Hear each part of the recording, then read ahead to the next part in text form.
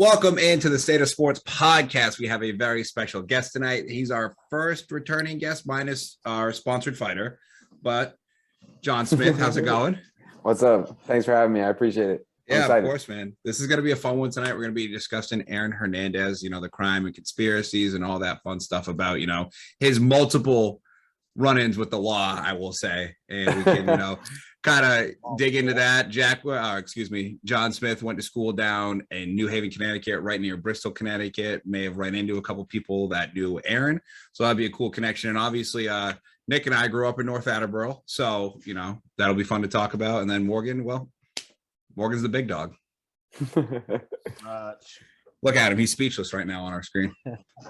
But before we get going, we got John Smith here. I want to plug his new EP, Heartless with Rose Gold. It is literally his best work that he's put out yet. All of his socials are down below: Twitter, Instagram, YouTube channel, which has a video called Flex, which has over 1 million views on YouTube. He's also officially verified on SoundCloud, so that link is down below as well. Super excited to have you, of course. How's life? Yeah, for sure. Appreciate it. Yeah, I mean, things are good, man. I appreciate you guys having me back on. Last time we were over here talking about Brett Favre, which I get down with. That's my boy, Brett Favre and Aaron Rodgers. The Packers fan. We just had a big won the argument. barely. It's arguable. If I recall, it was a tie. I will say we did that one way too early. We weren't in our groove, so I apologize.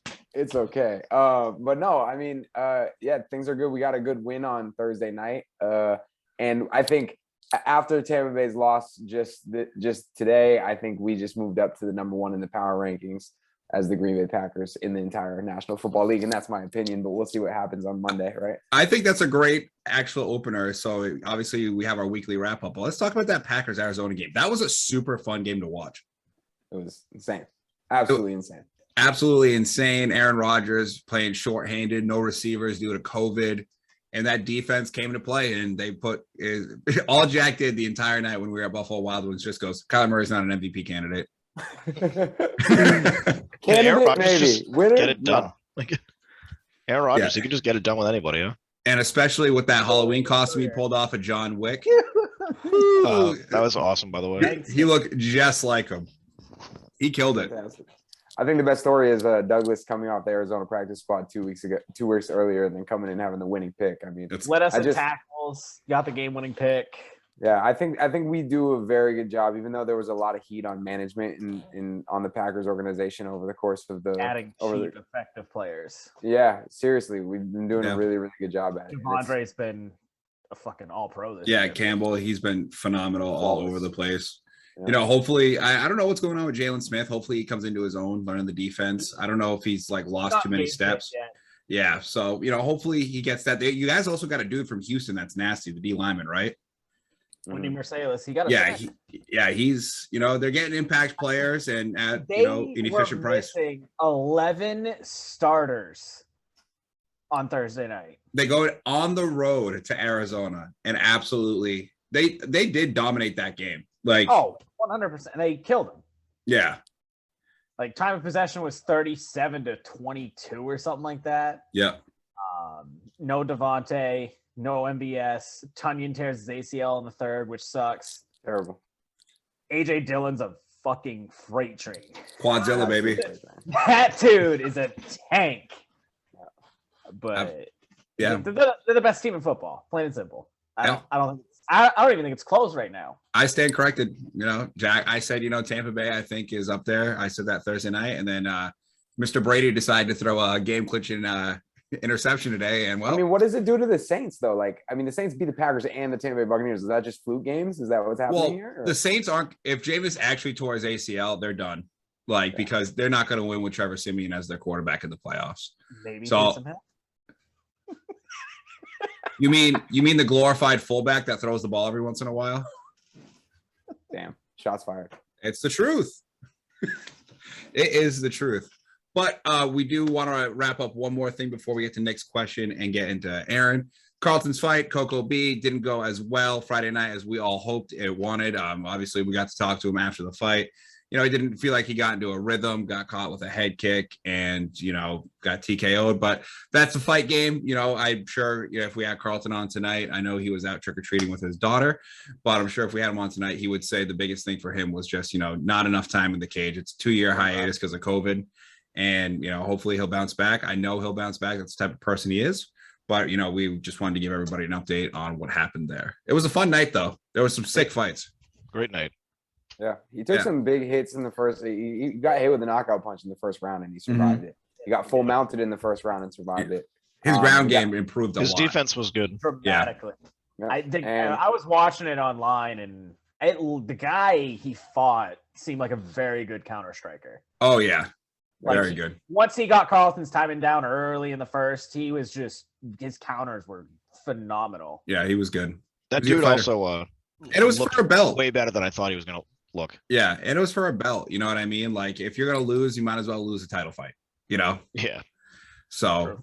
He'll bounce back. I'm sure he'll be back on the podcast. We'll get him on for some debate. Hopefully he can talk about his Dallas Cowboys who are playing tonight. We'll see how that is. Dak playing tonight? Do we know? I haven't heard it's up in the air. Up in the air? Because I haven't seen he's out. So all right. We'll find out here in a minute. Fair enough. Nick, let's get your show, buddy. Let's do the question. Yeah. The question was, would you, or do you think it's weird, or would you wear a jersey of an athlete younger than you? Apparently I'm the odd man out, and I'm weird because everybody said yes. They don't have a problem with it. So. I know for I know for a fact John Smith would, because I know he's got a Jair Alexander jersey. So at a certain point, obviously, like we had a couple older people comment on it. Obviously, at a certain age, that is no longer even plausible. Mm-hmm. But yeah, I don't know. I think guess I'm weird. Fuck me. So when I was active, though, I had a hard time watching college football because I always expected I was going to be there playing alongside people in college ball. So I never wanted to wear jerseys from people who played college football. I never really cared about college football because I was an active football player. And I was like, NFL was always like top tier. So I was like, yeah, these are the best of the best. But like, my mentality was I'm better than these college players, and I'm going to be better than these college players. So I understand your perspective on it for sure. But now that I'm out of football, it's like, who cares? If somebody's good, they're good. Right? Yeah. Right. Yeah. Nick's the weird one. Shocker. Yep. That's it. All right. Well, where do we want to start with Aaron Hernandez? There's so many different areas we can go. I know there's certain topics that John Smith wants to talk about. Do you guys have anything you want to touch on first? So we just get into it. Because this is our first, conspiracy, crimes, and curses of the series that we're going to do. So yeah, this is our first, we're flying by the seat of our pants. I mean, I think one of the biggest things to talk about is his upbringing. Yeah. His abusive father, how he was afraid of his father, just this, sexual abuse, all that kind of stuff. Lost his father young too. He went through as a child, just sets the path for his mental issues he clearly has. Yeah. He is deceased. His father was a wild dude. I mean, there were stories like he walked onto the field during a youth game and punched his coach in the face. He's like Tim McGraw on Friday Night Lights. That's what I picture Aaron's father being like, just going down to the field and just beating the shit out of his kid on the field. Yeah. But like, obviously, you see so many stories of people who do kill later in life and stuff like that. Mm-hmm. That probably had something to do with it. Yeah. Yeah.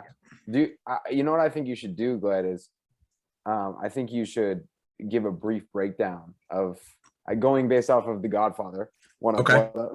Brief breakdown. I want to, for people who don't fully know.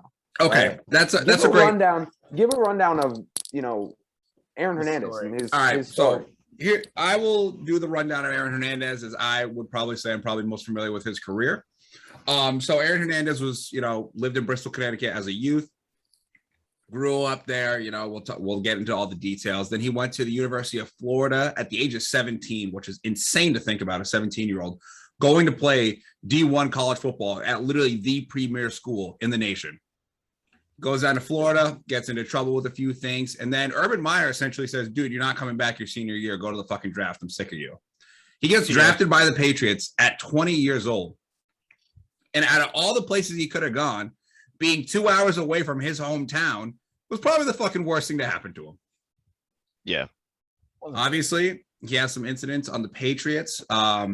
He's involved in a double homicide that you don't know about until the Odin Lloyd murder, which he did get convicted of. And then once he is in prison, he ends up taking his own life, writes some weird suicide notes, and a lot of weird details have come out about the man, about, you know, his sexuality, his abusive past. Like the double homicide came out about him, and a really weird law in Massachusetts, which I thought he thought he was going to be able to get away with it by killing himself so his daughter would get the contract money from the Patriots. We'll talk about that later. That's always a weird one to get into. But I think that's, you know, a brief breakdown. Obviously, CTE is a factor in it. We'll discuss that as well. He had stage 3 out of 4 for CTE. He literally had a brain of a 26, 27. He passed away at 27. He literally had the brain of a 70-year-old, they said. Yeah. That's so wild. You know, it's a lot to go into with football and stuff, how much effect did football have on it, you know. So let's get into it. Is that a good breakdown? I love it. Good breakdown. Well done. Yeah. I think the first thing we should talk about is one, the documentaries for like how they presented Aaron Hernandez and like presented his past and like, let's just be frank, his sexuality. Let's get into it. I want to. This is one of the main reasons I actually want to get on, because I had watched the first episode of the documentary, the three series, and it's called Inside a Killer or Inside Killer or something like that. It's a 3-piece documentary, and I watched it a while ago, and I never got back to it, and I actually just watched the remainder of it today. And one big issue I have, and it goes on to the Michael Jackson documentary too, similar situation where you're attacking a person's legacy and their person, right? After they're already gone. Now, granted, Aaron Hernandez's legacy doesn't mean much anymore, especially when it comes to his football legacy, considering he actually murdered people, legitimately convicted of murder. And so when we talk about his legacy as a human and not a sociopath, well, clearly he was a sociopath, right? And that's really what it seems like, disconnected from that ability to feel emotion for the people he took lives of. But they did such a crazy thing when it came to attacking a man's sexuality, right? And making that like a pivotal part of the series, with really no ability for anyone to defend that might not be the case. Now, does it matter? Maybe not, but why? What is the main motivation to make it this big thing about this man being gay, right? I don't really understand the reason behind it, other than maybe trying to, you know, make him look worse or make it as some reason why he was a murderer or something, but doesn't really make sense to me. And especially him being dead and him not being able to say, hey, that guy's lying, I never had sex with this man, or whatever the case is. It seems like a cross, you know, to a man's legacy. That's my thought process. Yeah, and honestly, with that, to just go off that, it's kind of irrelevant for like what actions he did. Like, it doesn't matter what his sexuality was. The man, like, literally is probably the worst murderer of all time. Right. Yeah. Like, I mean, focus on that. As far as irrelevant, I know that when they were searching for motive, just because there really wasn't any, I know that one of the possible options were, did Odin Lloyd, the man he murdered in North Attleboro, did he maybe find out about his bisexuality and did not want it to get out? Yeah, I did hear that into that. So bringing into the documentary could, but you have to understand too, like when it comes to Netflix documentaries, no matter what it's about, it's going to steer you in the direction of whatever that director of that documentary wants you to think. Yeah, I mean, they're grabbing headlines for sure. You know, like this documentary is like, oh, you know, did you hear about all that stuff that came out about Aaron Hernandez? Like you know see the famous one that was a couple years back, the Making a Murderer.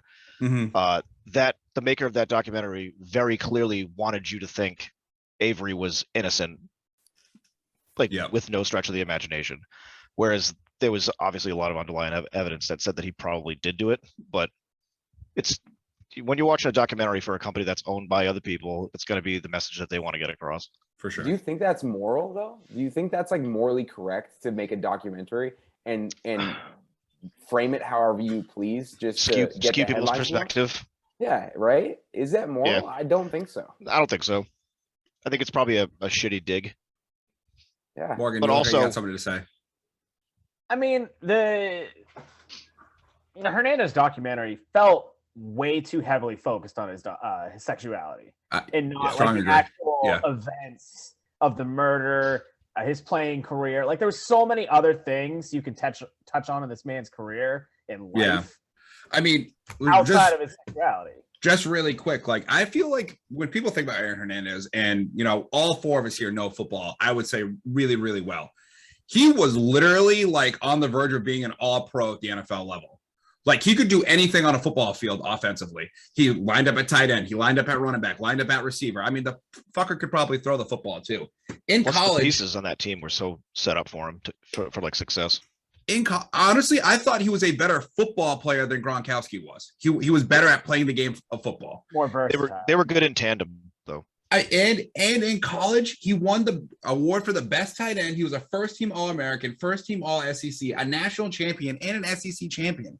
Like this dude, you know how crazy that is coming out of Bristol, Connecticut. Like Connecticut is not a huge farm for football players. Not at all. It's a very small farm, if anything. For him to be coming out of Bristol, Connecticut, and putting that much impact into the sport of football is really impressive. And I can see why he would be a big fish in a small pond there, right? Because that's the reality of it. And everything that I've heard of him, because as we talked about, I went to school in New Haven, Connecticut, and I played football in New Haven, Connecticut. And I met a lot of people from Bristol that actually grew up with Aaron Hernandez because he got drafted in 2010. I graduated high school in 2010, right? So there was a lot of overlap to people who knew him growing up that were actually at my college a couple years older than me, right? And I actually met a girl who actually slept with him. And a lot of people who actually knew him in high school said he slept with everybody. They also said he had a really big, thing, which is interesting. But talk, baby. but yeah, so I mean, it's funny. Like you hear these stories, and then it's funny too that let's say this guy did have sex with two guys, right? Let's say he did, right? Let's say he did 3 guys, 4 guys, whatever. Let's say he had sex with 3, 4 guys, but he had sex with hundreds of women, right? And that was his thing. Does that make the man gay? See, that's the issue that I had is they weren't saying that he was bisexual. They didn't even use the word bisexual. They didn't say that he was pansexual. They didn't say that he had multiple partners. They were specifically saying that he was a closet homosexual. That's what they were saying, which is like, on what precedent are you saying that, right? I agree. And it's also like he has a fiance and a child, not saying that he can't be that, bisexual, pansexual, but like you can't just label him as gay. You know what I mean? Right. And the whole tone of them bringing it up in the documentary is strange because it's almost shedding it in a negative light. Yeah, for sure. Like it's like this weird, deep, dark, like secret to like another piece of this like evil guy. Like I don't know. It was painted a really strange picture. 100%. Now, I do think his sexuality, to an extent, played into like his anger issues, his ability to not feel accepted, all that kind of stuff builds up in a guy like that can lead you down dark roads, to drugs, to do kind of anything to make you feel better about yourself. I think a lot of it to feel alive, essentially. I think a lot of it is he just felt like he probably couldn't feel like himself. Whatever be himself. His sexuality was. But do you know he was gay? That's the whole thing. Like I wasn't convinced at all. Like you have a guy that said he used to have sex with him in his high school, right? And then a guy that was in his jail cell saying he had sex with him as well. Those are the 2 people who came out. I guess you're just going off of their word because he's not, he can't. And how much do they have to gain to come out and say they had sex with Aaron Hernandez? Like tons. They're like tangibly nothing.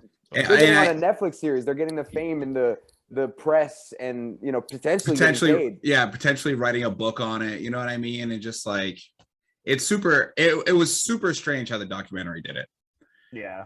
I do want to switch gears here. I want to talk about Aaron Hernandez in college, how much of a certified psychopath this man was at 17 years old. Yeah. This dude, everybody said that he should not go to college early. He was supposed to go to UConn and play with his brother. So because his brother, really stand-up dude. I know his name's DJ Hernandez. I know he still does a lot of good stuff down in the UConn area nowadays. But so he was supposed to go to UConn with DJ. And I mean, he's like a 5-star recruit, getting recruited across the nation, goes to Florida for a weekend and commits to Urban Meyer. And oh boy, I can go off about Urban Meyer, but I'm not going to. Goes down there with Urban Meyer at 17 years old, doesn't go to his senior prom, doesn't live that, you know, an extra, like I'm sure Jack can attest to this, that months between your senior year of high school, between January and the next fall camp for football, so say August, like those are some crucial months in your growth as a person. Like you're graduating high school, you're like actually finishing that step. And I don't think it really helped him not finishing that like full high school experience, because he was just bang down in Gainesville where he could do whatever the fuck he wants. He's a 5-star recruit. He was getting into bars at the age of 17, drinking, and then like sucker punching a manager at the bar in the head because he thought the drinks were free. Ruptured his eardrum. Yeah, ruptured his eardrum. And like fucking wild. It's just like, and like the guy, I made fun of the guy in the documentary earlier. Is like, they were like, is that the first time that Aaron Hernandez thought that he could get in trouble or wouldn't get in trouble and get away with these things? And it's like, well, yeah, probably. You don't have to say that though. Like, no shit. Well, yeah. I have a question though. Like, when as an organization or a football coach or someone who's responsible for players outside of football, when is it your responsibility when you start hearing these kind of things coming from a player, especially a player who's playing very well or someone who has the potential to be very great? When is it your job to step in and be sure things like this cannot happen anymore? It sounds like nobody ever even put any restraint on Aaron Hernandez's life. I think it's your responsibility immediately. Yes. I mean, we can millions. Oh, sorry, Nick, go ahead. I'm using millions as a facetious number. So many people told Urban Meyer and them that this dude is not ready to go to college. Like, he's not mentally prepared. Even in the draft, like, it's jumping forward, obviously, but even in the draft, he scored the lowest on social maturity possible, like the lowest possible score. And like, even like he was in classes, like he had to take remedial classes and stuff. And like a lot of the other players on the team did, which just shows that they were just like recruiting these dudes for the talent and had no like regard for their like mental health or intelligence. They do, like, at the D1 level like that, and Urban Meyer specifically does not give a fuck about you as a person as long as you're going out there on Saturday and you're scoring touchdowns. Does not care. It's apparent. It's clear. This is a man in Urban Meyer who went to a bar that he owns with a picture of him and his wife on the wall and got caught with some young co-ed grinding up on him. This dude doesn't give a fuck about anything. Like, I think as like with the same respect as they have to be like a student athlete, I think as a coach, you should be there for them on the outside, especially when you're recruiting them to come play for you as not a job. They do not get paid. Yeah. So you're recruiting them to come play for you and build them as a person, because it's still college. You're still in your developing years. So the coach definitely needs to step in. I'm curious if some of these D1 schools have designated people that are hired and paid well just to look after players off the field and make sure they stay out of trouble that aren't coaches, because coaches have too much to worry about. They're worried about winning games. They can't be worried about their players getting out there and getting in trouble. But I wonder if, you know, that's something that's established, because I don't know. It wasn't like that in my Division II school, but I would assume that would be a really good route to take just to make sure that you keep all your players on the field, right? Because you don't want to go lose players to get in trouble off the field, you know? Yeah. And that person's job would probably be more of keeping the college name out of trouble and not the player. Fair. This is the dark side of athletics and like superior athletes and programs that want to win. This is the dark side that they just overlook. I mean, you can see it. There's multiple instances where you're in this winning program or franchise, dynasty, whatever you want to call it, and they do anything. They don't care. They just want to win. They want to win and make money. That's the dark. Like, you could look at it. Look at the Joe Paterno scandal, the Blackhawks scandal that just came out this last week. That scandal is gross. There's so many instances of just people want to win over anything else, no matter what it takes. They don't. It's almost evident they don't really care as much as they should about their players, what goes on in their institutions and programs, as they should. But that's the dark side of sports. It's true. And I think there is this issue. I'm the type of person who really doesn't give a fuck, to be honest. I fucking think that if somebody's going to go, you know, punch a girl in the face off the field, right, and he goes to prison for it, good, he goes to prison. But if he doesn't get convicted, like, well, the law didn't say he was wrong. He should still play football, right? Like, it's not football's decision. It's not your corporation's decision to make a decision on your career based off of something the courtroom didn't even commit you of as a crime, right? The legal system in the United States. I think that sometimes football is too quick to jump into people's personal lives, especially the corporation in the NFL, because it's not your job, right? Stay out of people's personal lives. Yeah, this is their job, but you know, if you get convicted of something and your job knows about it, but you're not, I mean, if you get accused of something but not convicted of something and you get fired prematurely and you're not guilty, I think that's like it's kind of like a infringement on someone's personal rights in my perspective. You know what I mean? Yeah, it's like that whole like being accused of something and them just kind of pulling the plug on you before any information whatsoever comes out is not right. But it's also like, I'm sure somewhere in those like 1,000-page contracts that these dudes sell is something about like making their brand look bad and them being responsible for that. So like they can take them away if they feel as though they're hurting their overall brand and shit. That's the it's sentimental to the team. Yeah. Yeah. Yeah. I mean, there's so many ways for them to, you know, get out of shit of, you know what I mean? Like teams getting rid of people and such. But regardless, there's this power, right? There's this crazy power that like Morgan was saying that athletes have in the world that we live in. And I think Aaron Hernandez is a perfect example of this outrageous amount of power that almost feels like I'm untouchable. I mean, obviously he's an extreme case of it because he's a complete sociopath, but there is this power differential that I think all-star athletes, and maybe not even just all-star athletes. I mean, look at Alec Baldwin shooting somebody and blaming it on the prop guy, right? I mean, this is something that I think people who have this level of fame, right, feel as though fame and money, right? They feel as though they're untouchable. And is it a problem in society? Maybe. Maybe it's not. I mean, who are we to say, right? But I think it's also like, yeah, it's a societal problem because we as a whole like look up to these people as like modern deities. Mm-hmm. We give them the power. If you stopped caring about them, they don't have the power anymore. For sure. They're on top of the world because it's like they're like power hungry. For sure. And we feed them. I was gonna say I'm gonna go over to. I want to talk about the Gainesville double shooting. So the Gainesville double shooting is Hernandez allegedly shot at somebody, at people in the car, hit two people. They drove away, and it's a mystery to this day to Gainesville police.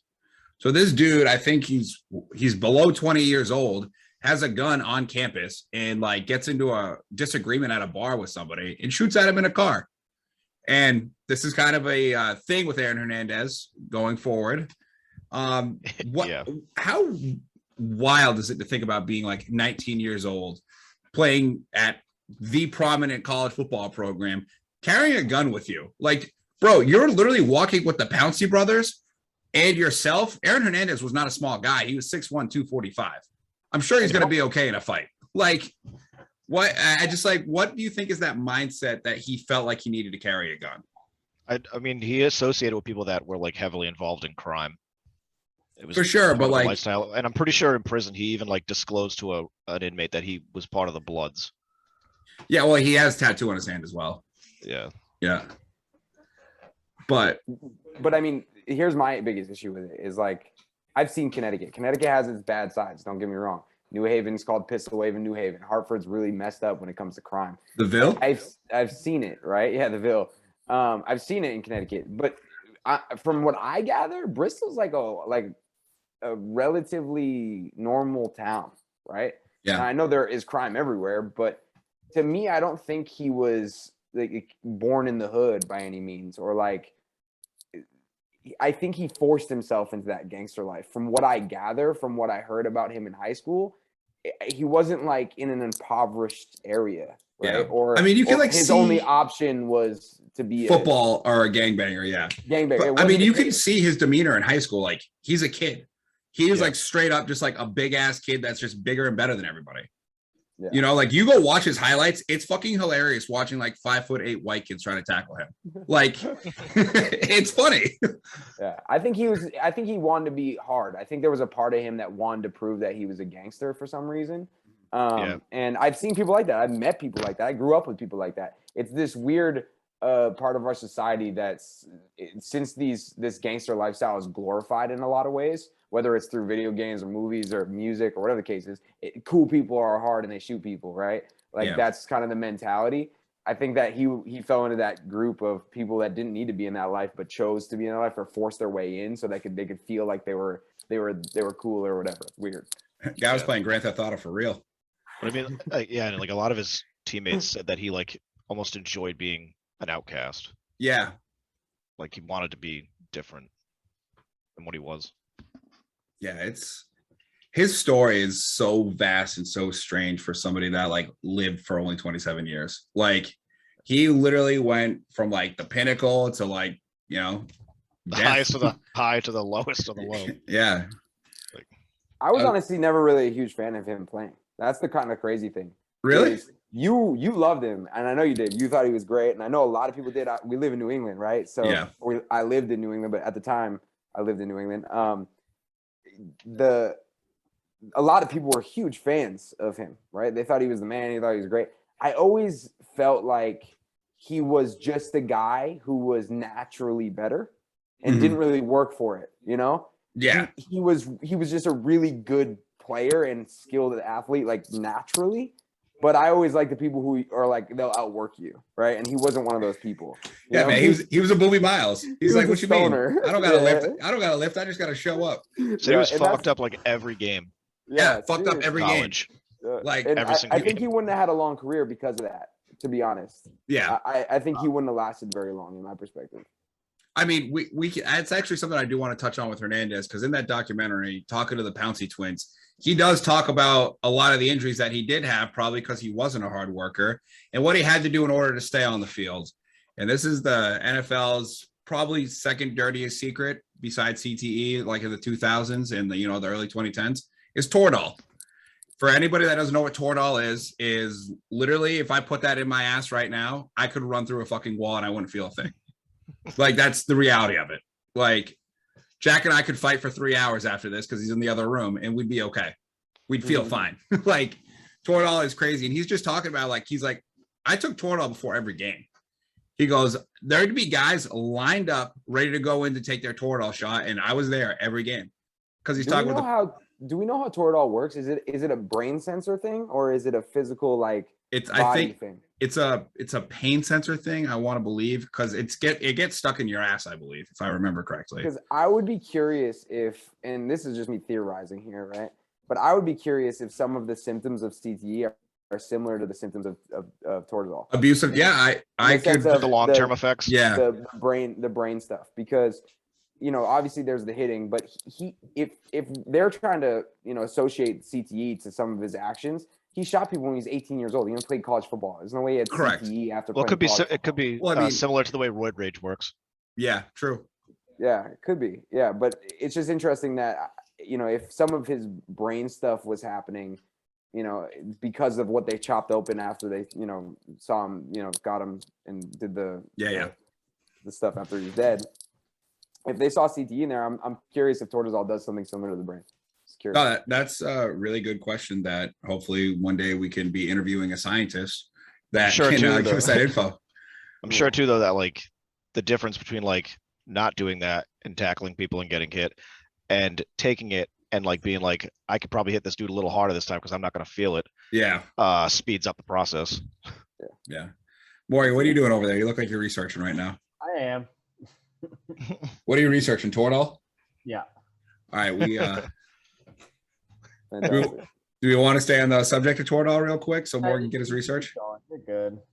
So, along with that Toradol and, Jack linking it to potential same side effects of CTE, like I mentioned earlier, when they did cut his brain open, I believe it was at the University of Boston, he had the brain of a 70-year-old, which is absolutely insane. And here's the thing too, is it all CTE, or is it this man would drink, smoke weed, smoke angel dust? Like, I forget what the ketamine, is that the crazy weed? PCP. That's like PCP. That's angel dust. dust. Yeah. And just like would do all of this bad shit to his body and, taking Toradol and stuff. Like, where do we think that like links together? Like, obviously he played football probably K through 12. then went to Gainesville and played for 3 years, and then played in the NFL for 3 years. So we're looking at, almost 20 years of playing football. What do we think the effects of CTE and how much it is actually the brain disease CTE? Yeah, it's tough. I don't know. It's hard to know because there's so yeah. much about the brain we don't know. For sure. I think that's the biggest thing.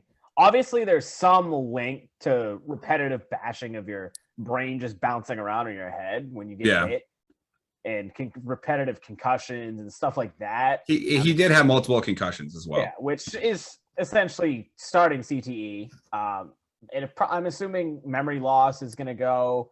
You'll see it in these older guys. You're starting to see it. Like Favre even shows some symptoms every now and then where he just forgets where he's at or can't think of a thought. Just little things that you just see their awareness kind of going. Do we think that led to his anger problem too? I didn't mean to cut you off, Nick. I apologize. Yeah, it was actually it was a good segue into what I was going to say because it definitely changes their behavioral pattern because even Chris Benoit had CTE. He murdered his family and killed himself. So it definitely affects in that way. I would assume. But it sounds like he was crazy all the time. That's so. Do we just think his progression of his CTE in his brain just amplified it? I think he was just a certified psychopath. Honestly, that's what I think too. I think it might not have affected it either way, or it might not have hurted it, but it might not have helped it either. With his crazy mood swings, it sounds like he's borderline bipolar. True. Well, that's so he hired one of his friends was he hired 2 assistants basically, and one of them who eventually we can get into later, obviously, that he was possibly shot, was hired to be his reverse hype dude, calm down. He was there to calm him down every time he got into a fit of rage and shit like that. So I think he might have just been off the rocker too.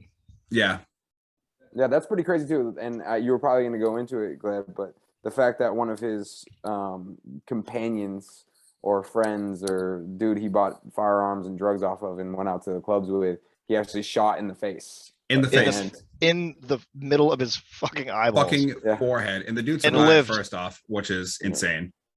He survived. And the craziest thing about that dude is he didn't go to the cops. He went to Aaron and was like, hey man, you shot me in the fucking face. You owe me fucking money. They sent hundreds and hundreds of texts back and forth.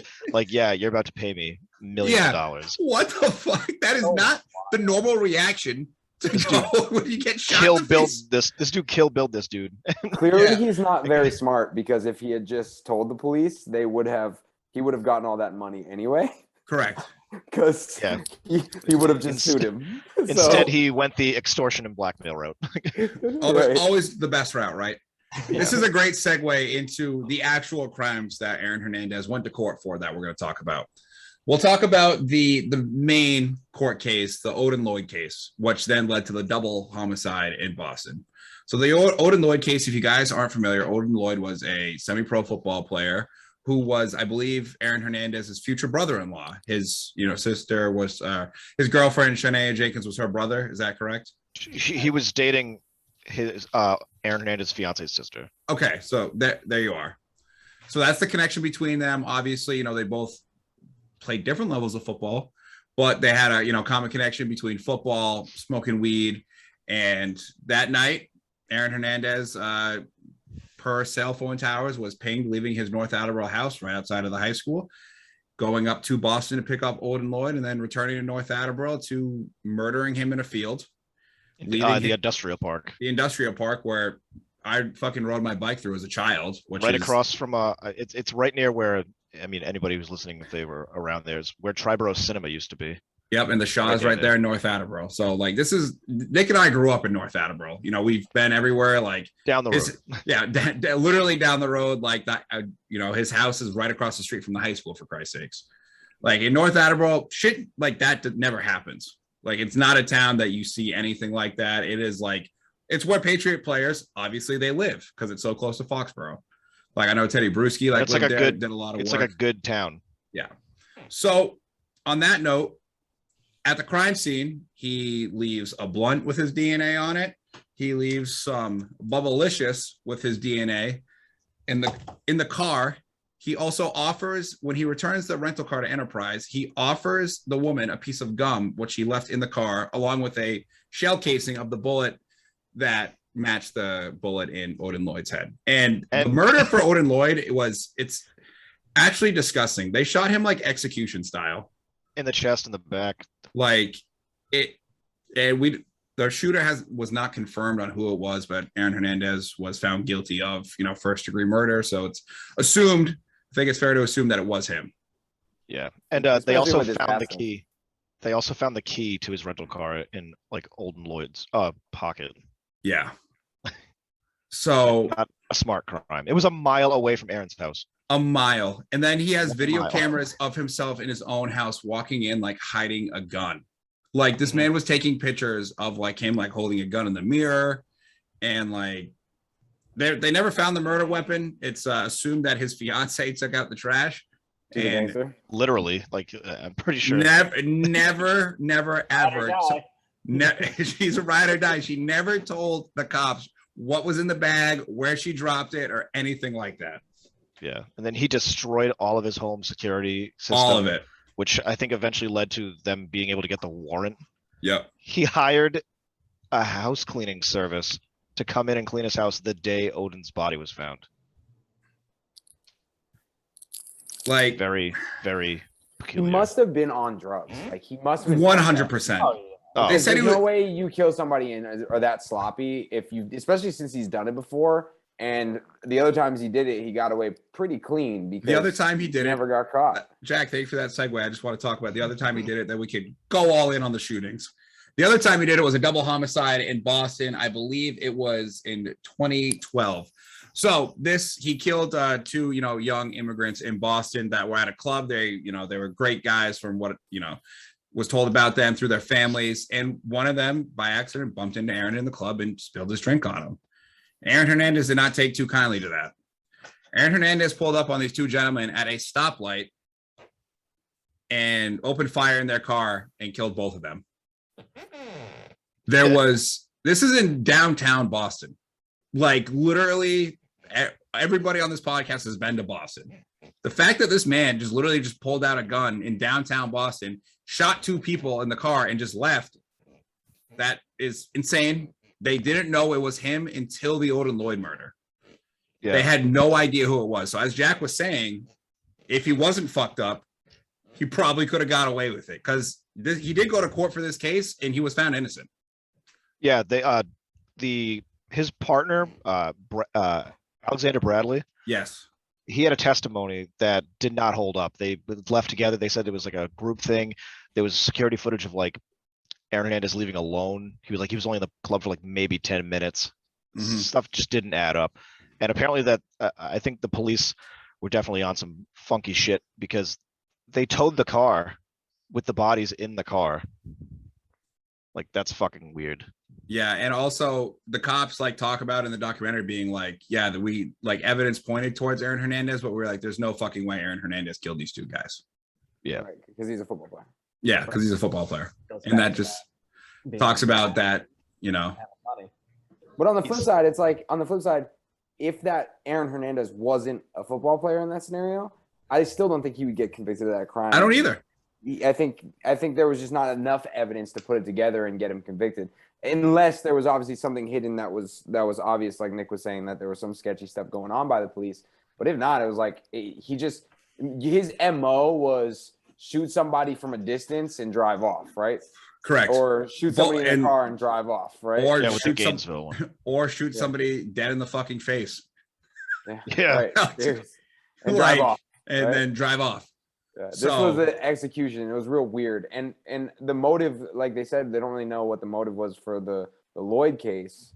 And they were speculating in the documentary about, something along the lines of him saying something to him or knowing about the other murder or, and as Morgan said, something about being gay. Sexuality, yeah. Yeah. But yeah. It was definitely something personal. Yeah, because execution style murders like that without it being something detrimental to you or just puts you in a ball of rage. Well, I thought it was weird that he was dancing with a girl in the club. All of a sudden he stops. And that's from that point on is when because based off what he did in the past, it's like he decides whether he's going to kill you that day and then kills you that day or the next day. Like it's very quick for him. Yeah. He's Plus, like, all right, I'm going to kill you and I'm going to kill you now type of deal. Right. on their way out to the club, I guess, the last 3 text messages, there was some evidence to like suggest that Odin knew he was going to get killed. Yeah, he was texting his sister. He texted his sister saying, "Did you see who I was with?" Yeah. And he was like the NFL or whatever, and he wrote the last text he ever sent her was just so you know. And then they later threw the evidence out because the sister initially thought he was bragging. Yeah. Like, hey, I'm going out with Aaron Hernandez. Yeah. So, and we talked about his drugs and kind of like how much of a psychopath he is. I mean, I don't know if anybody knows about PCP. It makes you paranoid. And clearly, I know a thing or two. If you have, a double murder hanging over your head, and you're paranoid, smoking, PCP, whatever, and you're just a paranoid person, and then Odin Lloyd gets wind of this, I mean, it makes sense that I got to kill the motherfucker. Yeah, he could definitely be one. How was he avoiding? Sorry, Nick. How was he avoiding drug tests and playing that entire year? Oh, baby, it's the NFL, man. They don't give a shit. It's the New England Patriots. When he came in, he had a failed drug test, and I guess Robert Kraft was like, he's not going to be a problem. And boy, was he fucking His wrong. His paranoia got so bad, though. He was buying vehicles that had guns like mounted in it, and he was buying armor-plated SUVs and stuff. Bro, like, he had a whole separate apartment for just drugs and weapons. Just drugs and weapons. Like, that the NFL, like, somebody at the Patriots helped him get. Which is like, what? Enablers. Bro, you are living in a fucking multi-million-dollar mansion in North Attleboro, Massachusetts, and you have to have a shitty apartment in Foxborough for your drugs and weapons? Dude, you're fucking lost it. Like, and that's also weird too, because apparently he went to Bill Belichick, asked for a trade. Bill Belichick says no, right? Well, because he wanted to get out. Yeah, he wanted to get out, and that was after. This was all the paranoia really kicked in more than anything after he shot the double homicide. Yeah. No, after he shot his boy in the face, he called him, right? Because Yeah. then he was worried he was going to get murdered by him because that guy was a gangster, an actual gangster, right? Yeah. Had a rap sheet pretty long. About as long as your hair. Yeah, right. That's when he got really nervous, right? And started getting super paranoid and getting all the armor and stuff. But my whole thing is, if he comes to Bill Belichick and says, hey, I'm worried about somebody trying to kill me and I want to trade, you would think they'd have a PR department or like somebody, they have enough money where a legal team where they could like investigate something to like figure out what the fuck is going on there. Maybe like a therapist or something. Instead, they just like give them an apartment. Like, it's so fucking mind blowing to me that the NFL, one of the richest corporations in the United States, doesn't have this kind of system in place for things like this, Mind blowing. The trials and tribulations and mental struggles of men is not taken seriously. Facts. So we could do a whole podcast on that. Like, hey, no, just go get this other apartment away from everybody, cool off, whatever.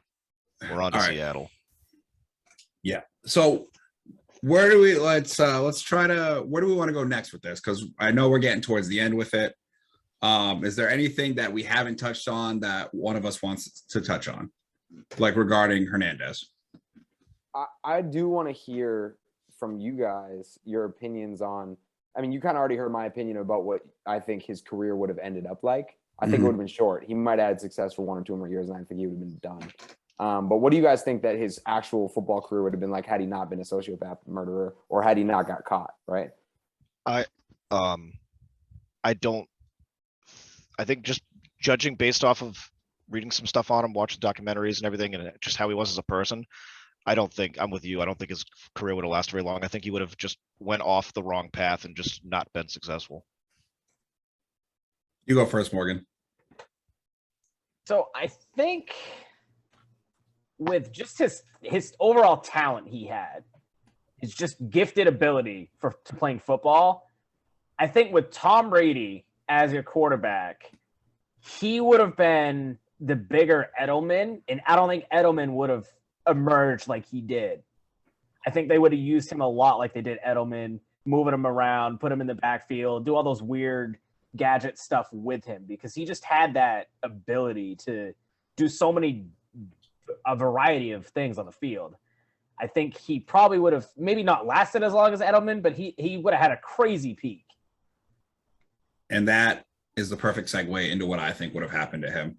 His peak would honestly, it would have rivaled Gronkowski's peak because they both would have been going at the same time.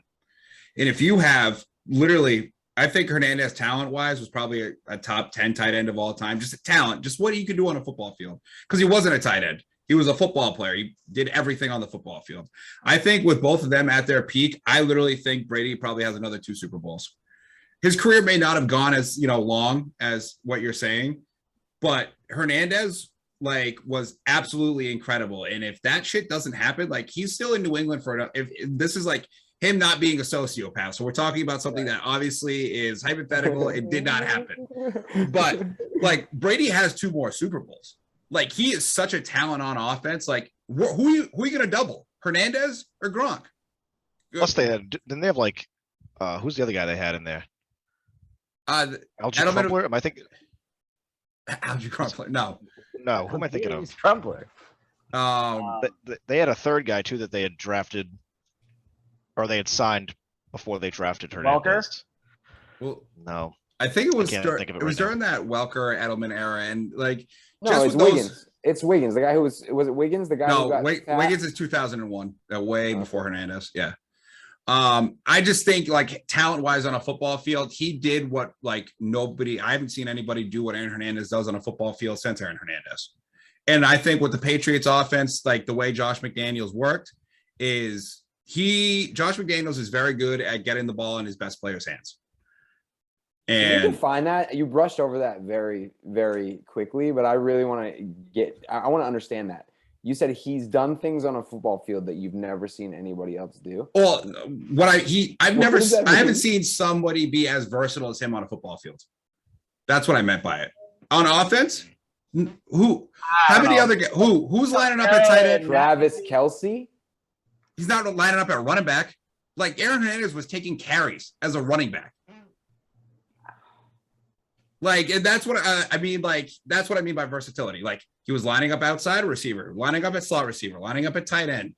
He could block, he could catch, he could run, he could literally take carries.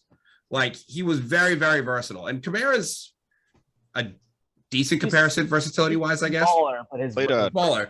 Played good defense too in college. Oh, in high school he was a beast. Yeah. But he was 6'1", 245, and which is a good size for the NFL. You know what I mean? Well, being 6'1" and 240. Perfect comp for him. Your boy Taysom Hill. Oh my god! Shut the fuck up. But that's what I meant by that. So I understand. I appreciate you reaching out for the clarification. I haven't seen anybody be used as versatile as him. Is that fair? Yeah, that makes sense.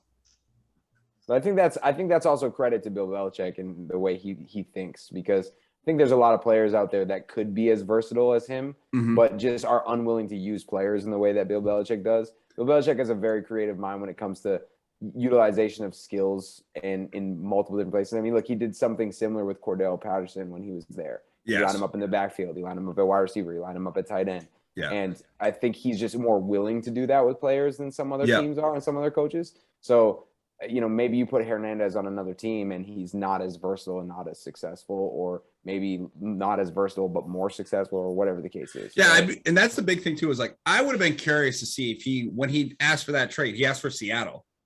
And that's young Russell Wilson. I would have been curious to see how that connection would have worked, because Russell Wilson has never really had a weapon like that until DK Metcalf. Do you think he still would have gotten in trouble out there? You think he still would have murdered somebody? Probably. Yeah, straight up. Probably natural born killer. That's crazy. Yeah, so that's what I think on that. I'm trying to think if there's anything else that we could talk about. One thing I did want to. Obviously, the story came to a tragic end for him. It came to a tragic end for him. Obviously, Aaron Hernandez committed suicide in state prison. It was found that he had synthetic marijuana in his system. So obviously some guard or somebody was sneaking shit into him. And he had 3 suicide notes, one to his fiance, his daughter, and then allegedly one to his friend in prison, who, you know, we don't have to get into too much detail with that.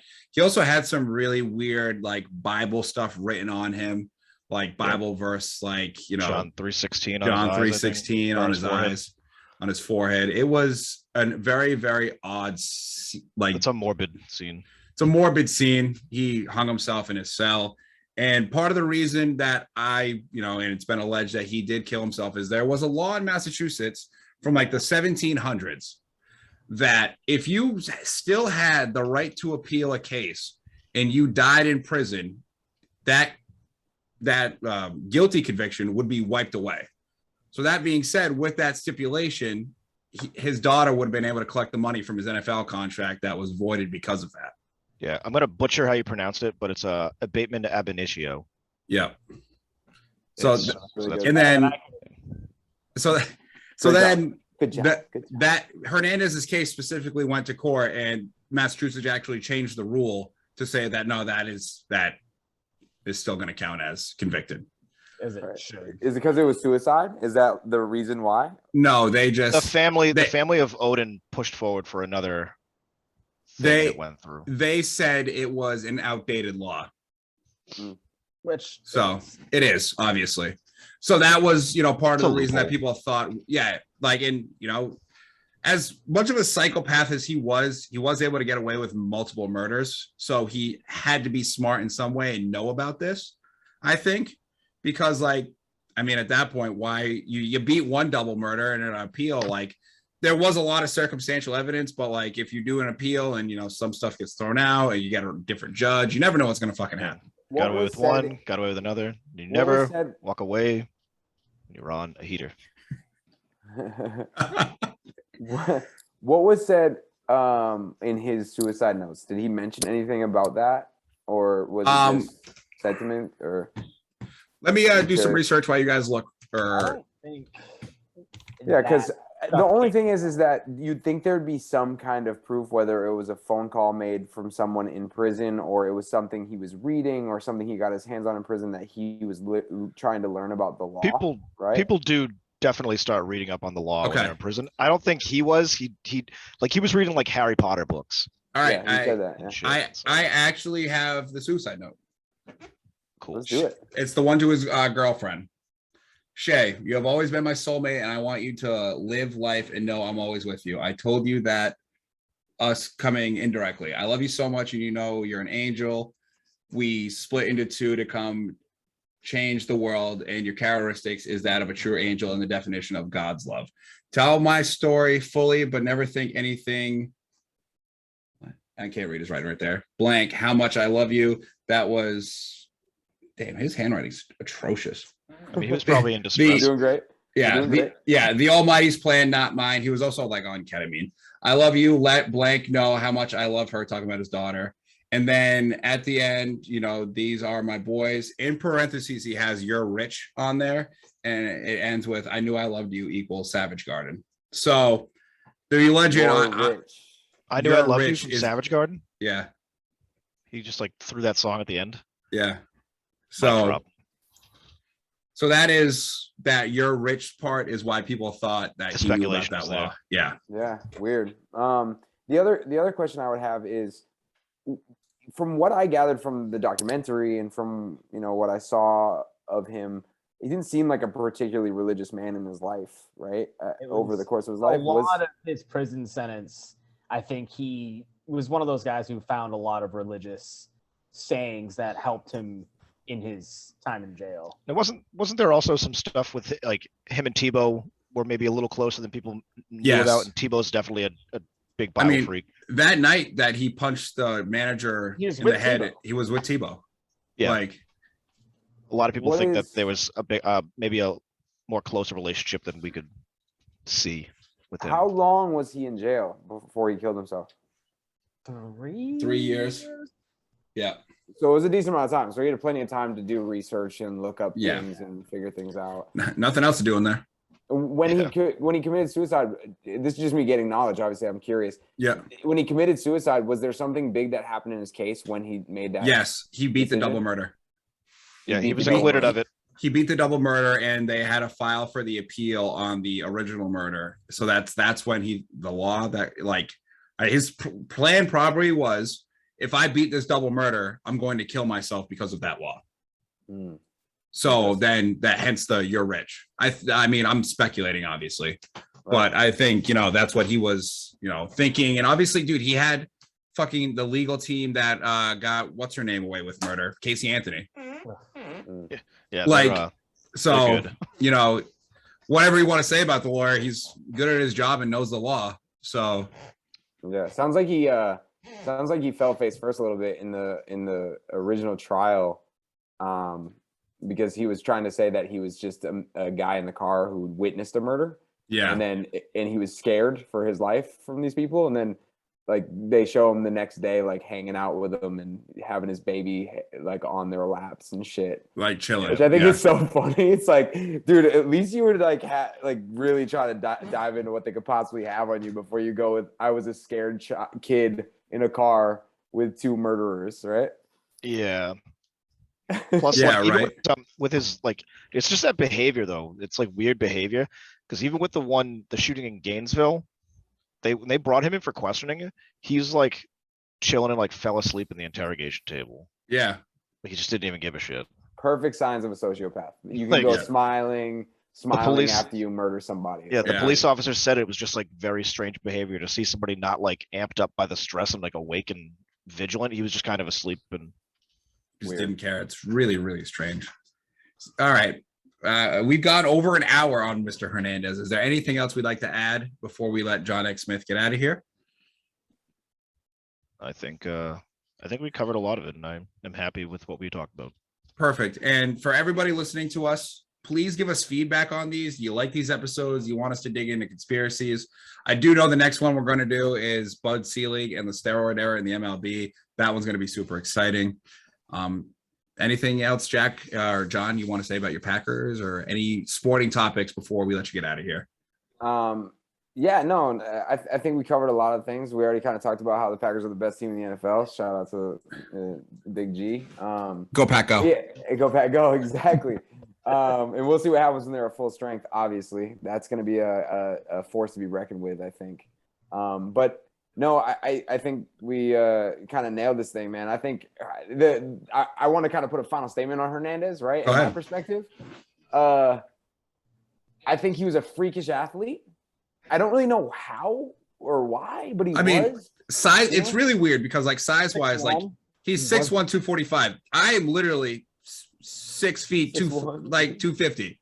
Like, Yeah. and I'm not like, I don't walk around. I'm not the biggest guy. And this dude was just dominating people on a football field. That's Yeah, Just a freak of nature. Freak, yeah, absolute freak. And I think it was like that forever. Like I know there's like stories from everyone I went to college with about how nasty he was in high school. Like, best player in the state. I got one too, because there was a kid I went to Merrimack with that faced Hernandez in high school. Aaron Hernandez lined up at receiver, looked at the guy's head coach and goes, I'm going to run a fade right here and catch the ball one-handed for a touchdown. And the coach is like, yeah, okay, sure. Runs a fade, goes up one-handed over the kid, catches the touchdown, comes down, puts the ball on the ground, points at the coach and walks off the field. Yeah, I bet. Bro. Like, That's just, Larry Bird trash talk. just different. Nasty. He was nasty. Like yeah. he was arguably one of the best players to ever play in Connecticut, right? Right, yeah, And- 100%. And so absolute freak athlete. I think that whether it was something from his childhood or just the fact that people are just born evil, or maybe it turned into an addiction after the first time he did it, or maybe he was just trying to prove that he was hard. I don't know what it was, but no matter what, the dude had some serious mental illnesses. And he was kind of a gangster, though. I mean, straight cold-blooded killer. You know what I mean? Like shit, kind of a fucking gangster. I'm not gonna lie, but it sounds like he was.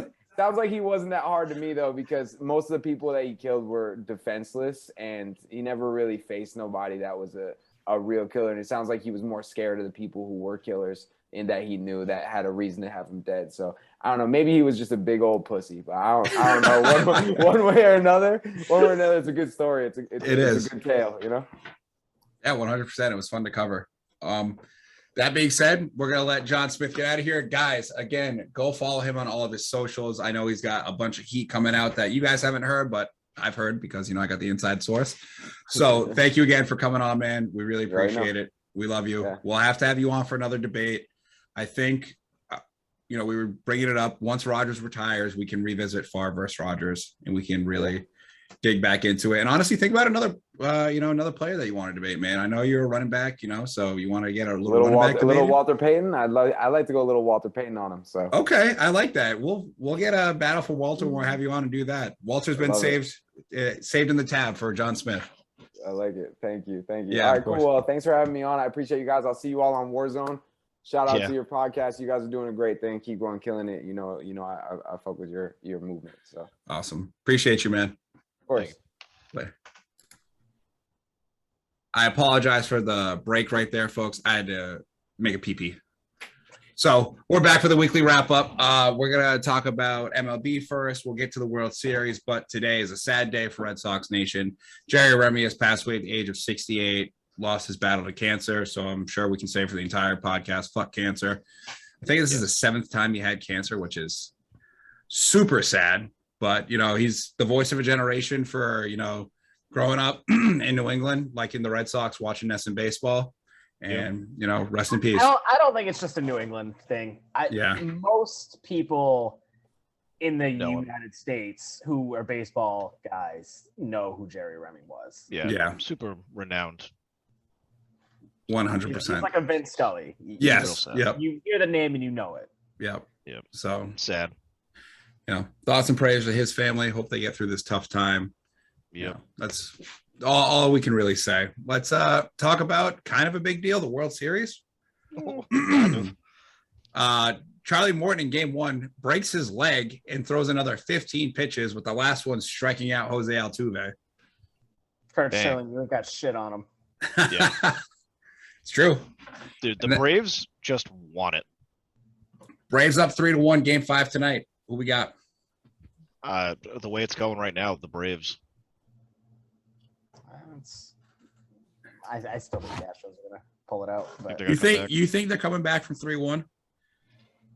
They've done it before, but the Braves blew a 3-1 last year. Not in the World Series. Well, update: Atlanta's up 4-2, top third. Yeah, they hit a grand slam in the first. Adam Duvall. Yep. But it's first and second with no outs. First and second, no outs. Yeah, so we'll see. I hope the Braves win. Atlanta, the Astros can get hot. So. After the curses of Atlanta, I really hope the Braves win. That team, let Magic City be lit for once, please. I just have the one gripe where it's getting harder and harder for me to watch baseball. Why? Because Greinke was throwing well last night, and they pulled him after 4 innings because of analytics. I hate that shit. I miss the days where, I was just watching it because it was, I don't know, the 9-year anniversary of Bumgarner throwing a 2-hit complete game shutout in game clinching of the World Series. Mm-hmm. I just miss the days where they let the starters who were in a groove just go. Yeah, let the horses go. We talked about it earlier in the season when they took out Snell. Yeah. And then even with the Red Sox game, we didn't really touch on it, but they lost. But Eovaldi in the last game, they took him out after 3 strikeout inning. You gotta find the balance. What are you doing? Bringing in the bullpen too early versus too late, or not at all. So you get guys that they just get in a groove and you can't hit them. No matter what you do as a hitter, some nights it's just you can't hit the pitcher. I agree. I don't get, especially with the Eovaldi one. This is it, dude. If you lose, it's done. Yep. Why would you get somebody out of there off of a strikeout too? I couldn't agree more. So that's just my big thing. I can't really watch it because it's just too much bullpen. And the umps this postseason have been atrocious. They've been great. I don't even care about the umps. The little kid online, Angel Hernandez, the costume, that was incredible. He went as a blind man. That is funny. Moving on, NBA players aren't getting the foul calls anymore for creating contact.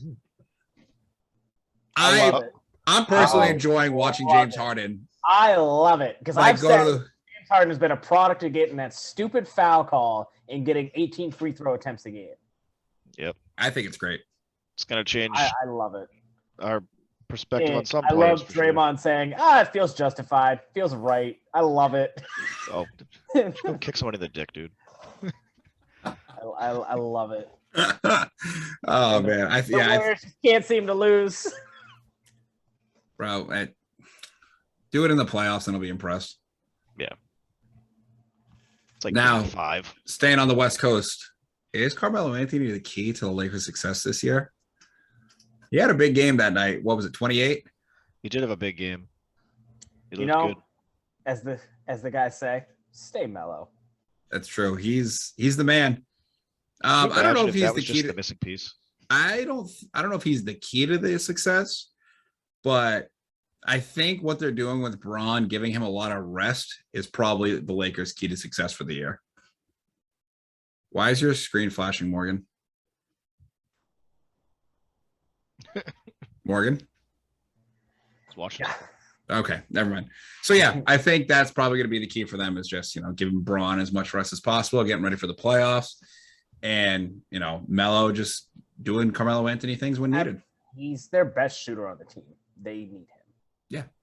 Yeah, that'll be all right. I mean, anything with the Lakers, if they're like this in like March and April, then I'll be concerned. But this is just how a fucking LeBron team operates.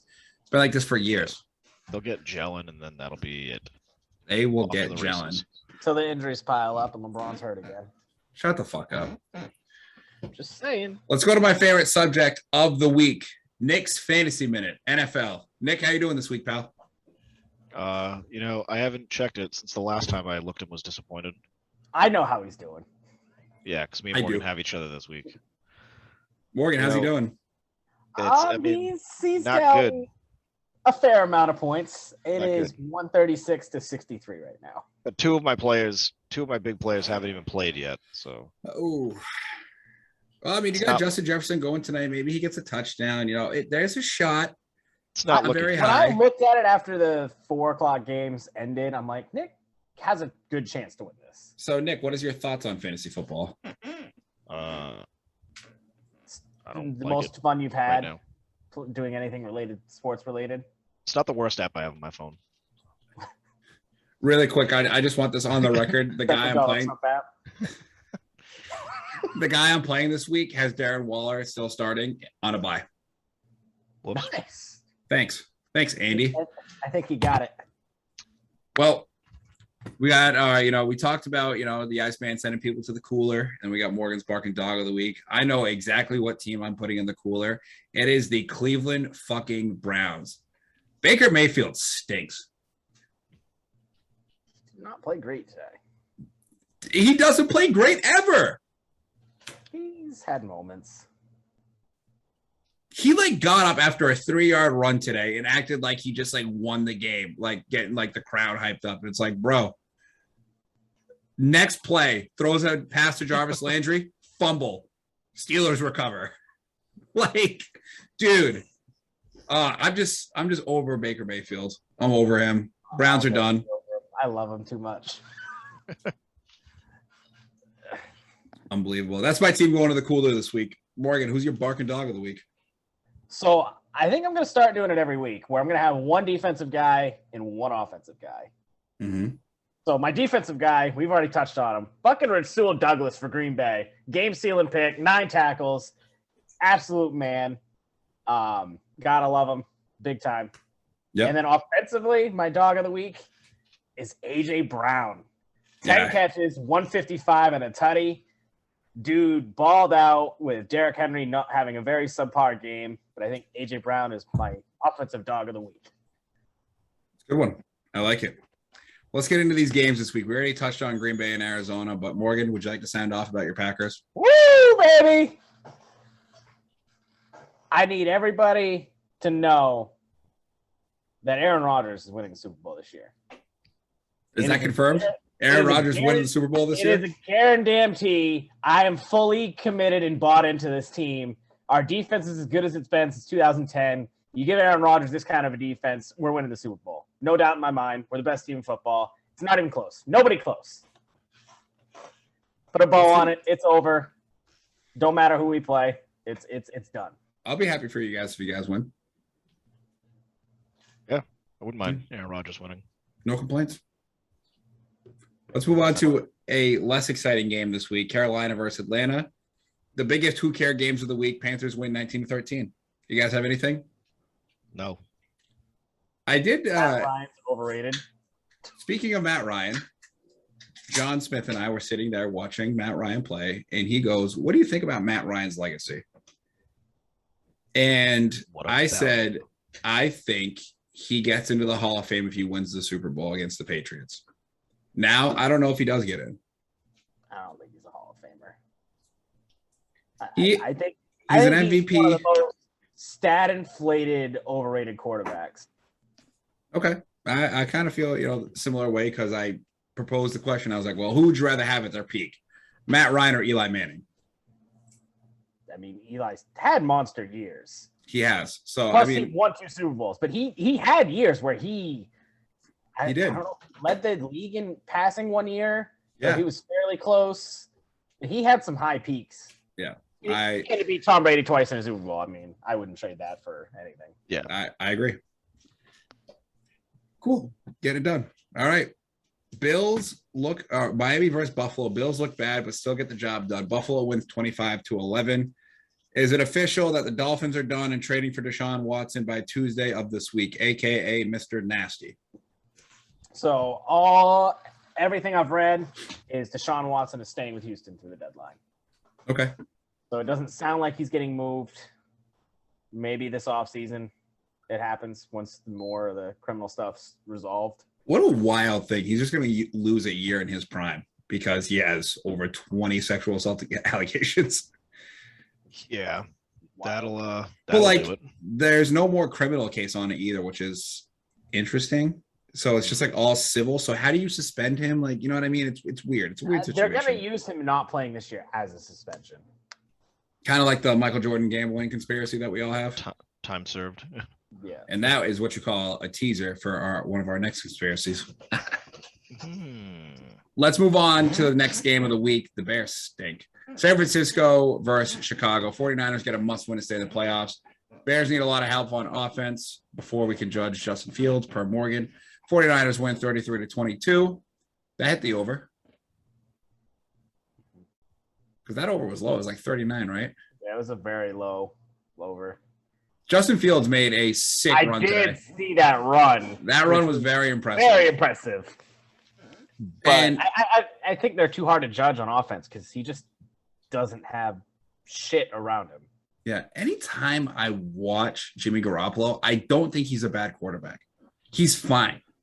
Like he is a good enough quarterback to win a Super Bowl minus terrible play calling from Kyle Shanahan. Kyle Shanahan nope, the evidence is there. He's literally given up a 28-3 Super Bowl lead and like a 17-point lead in the Super Bowl against Patrick Mahomes. Did he throw one of the worst interceptions I've seen? Did Kyle Shanahan call a pass play in fucking field goal range against the Patriots, get a holding call, and then get sacked to get out of field goal range? Yeah. Yes. Kyle Shanahan's an overrated pussy. I just he's not a fucking quarterback guru. I don't think good job, dude. I think he's better as an offensive coordinator than he is as a head coach. So what you're saying is he's no Matt LaFleur. He is not Matt LaFleur. Matt LaFleur is probably going to win Coach of the Year. 34-7 in his first 41 games, and much more handsome than Kyle Shanahan. Let's just throw that in there.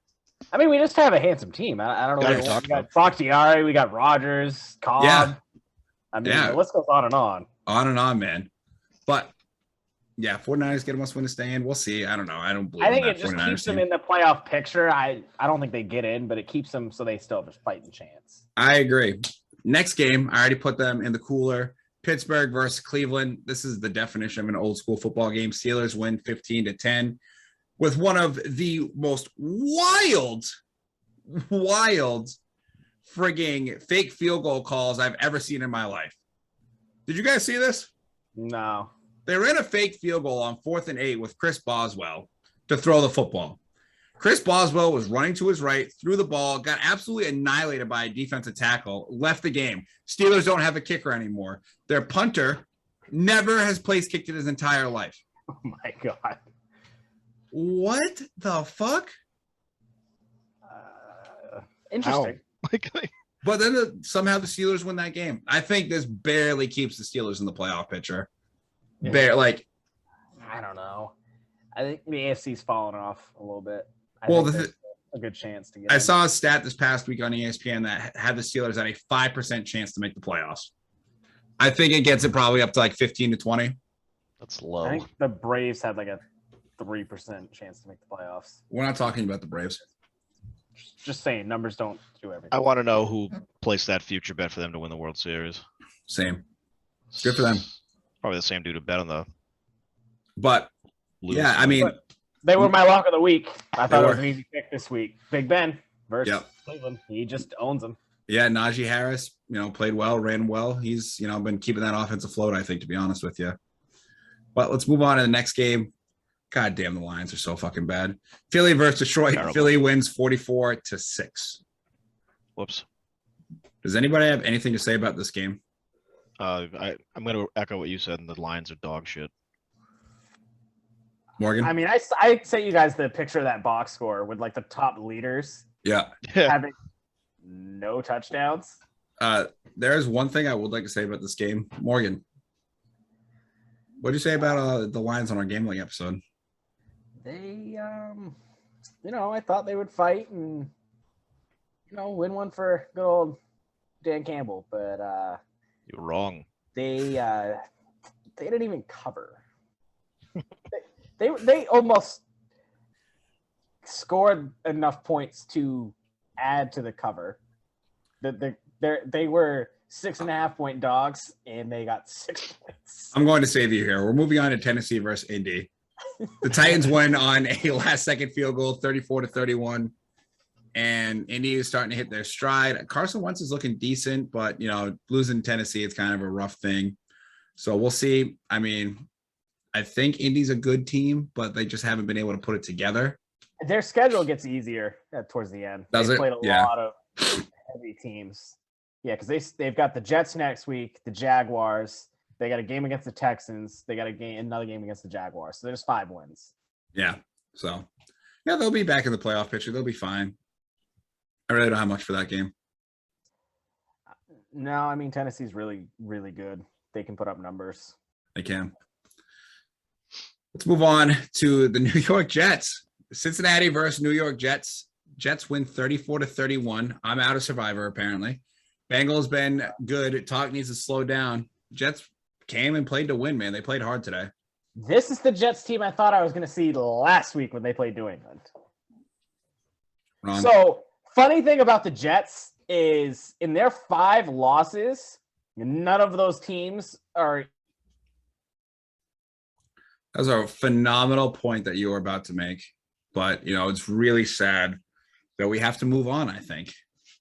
We're moving on to. We were so close to that and that's not why happening That's a the cool whole stat. episode. We were so close, Morgan. And that's how Morgan would solve world hunger. But we'll never So, know. what I was saying is they've had the 5 losses they've lost to teams that haven't won more than 500% of their games. Their 2 wins are versus the Titans and the Bengals, who have like the 2 best records in the AFC. Pretty solid. Just a weird thing. Yeah, I mean, Saleh definitely knows how to coach defense. They play hard for him. So that's a positive thing for the New York Jets fan base to look forward to, I think. Yeah. Let's move on down to Houston, where the Rams absolutely go in and just dominate Houston. Score is not as close as the game was. No, it's not. Stafford continues to roll for his MVP run, 38-22 Rams. Cooper Kupp, another 100-yard game, another tutty. Ooh, Yeah, my it was fantasy just, team is dripping. it was just a lot of garbage time for. I mean, it was 38-0 with 8 minutes left in the game. Yeah, It- I it mean, was garbage time touchdowns. you get your starters out of there. You move on to next week. I mean, Houston fucking blows, man. Yeah, did they even put in?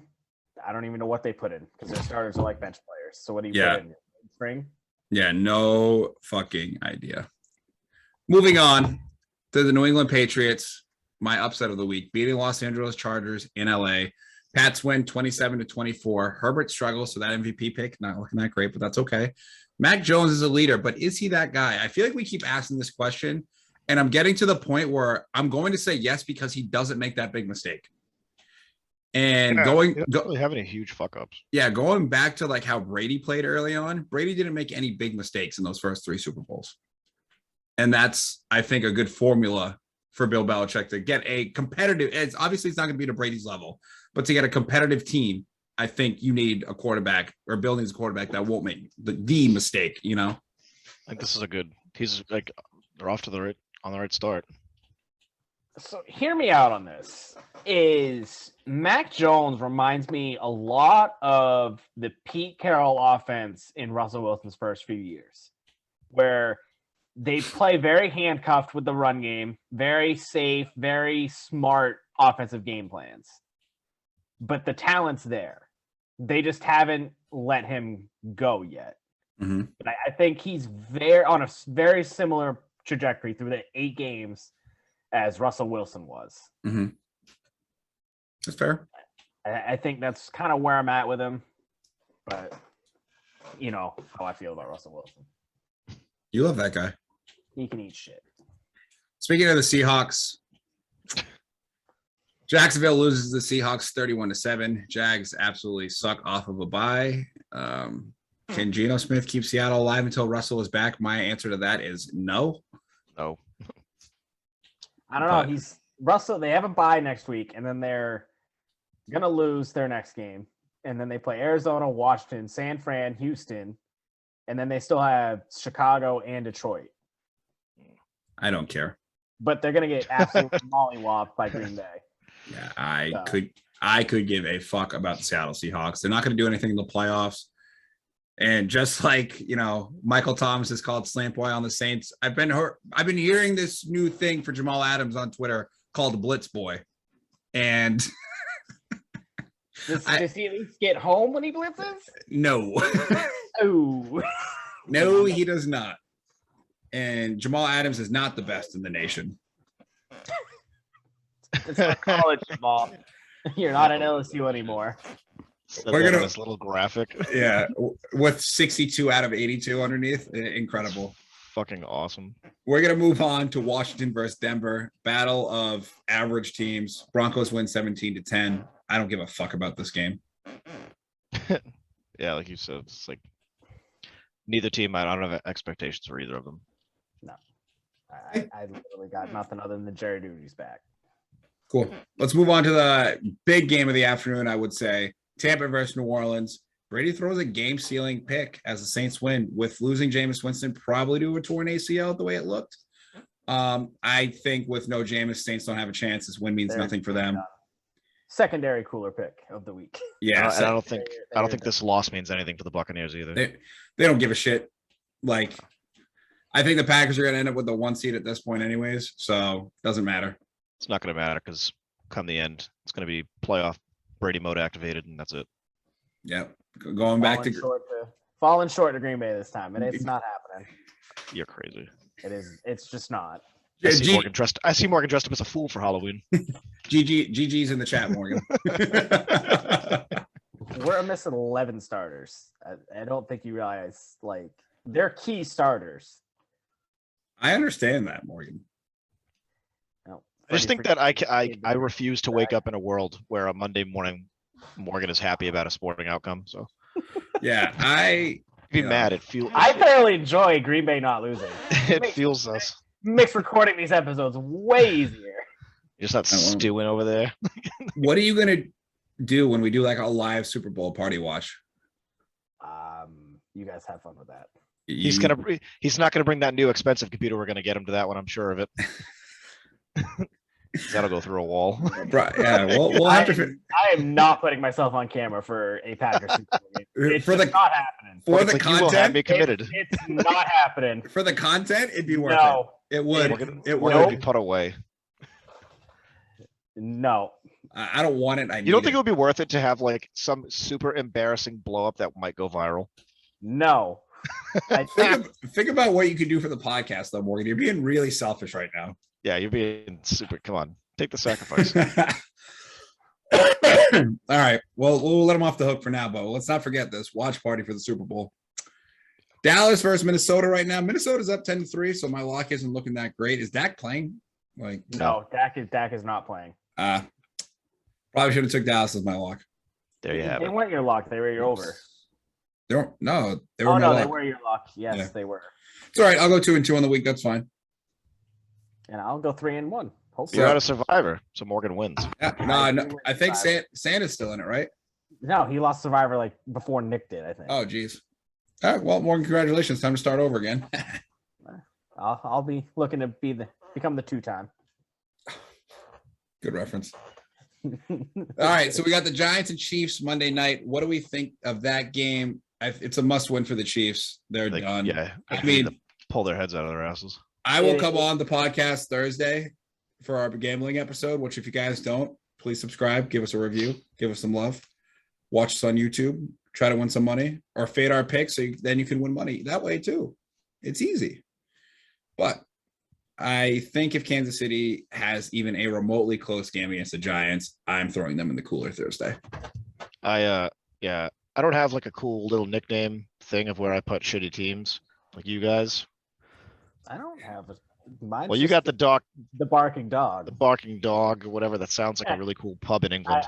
I came up with it on my way home from work today. I was I just made it up. Yeah. Did you just make that up? I don't think I've ever heard it. But I don't have a cool thing for stash. The stash says this for trash. I think you should. Yeah, I could make it. I have the stash can, but Okay. Yeah. I'm gonna have a hot take right now. The Chiefs are done. I don't know if it's that hot of a take right now. They It's better hot. win this game versus the Giants because they're getting fucking waxed. I'm calling it before this game. They're done. I'm at the point where I'm saying everybody in the league is getting waxed every time they face Green Bay now. That's my level of Packer trust right now. You know, Morgan, I want to root for the Packers, but the way you're talking, You need to be put in your place. you remind me of a New England fan. You remind me of people you hate the most. Don't insult me like that. That's absurd. You're giving me very big Celtics cruising off that one championship in a while vibe. Yeah. It's a little slow your roll. Listen, let's take a deep breath. We're halfway through the season. A lot can happen. I'm happy for you and your Packers success, but just take a breath. Let's lock it in. You're right, it is locked in. Morgan, Obscure Sports Quarterly, UFC had a big event, 267. Go ahead. You don't want to try and pronounce some of these names? Nope. So, Kazmat Shemaev.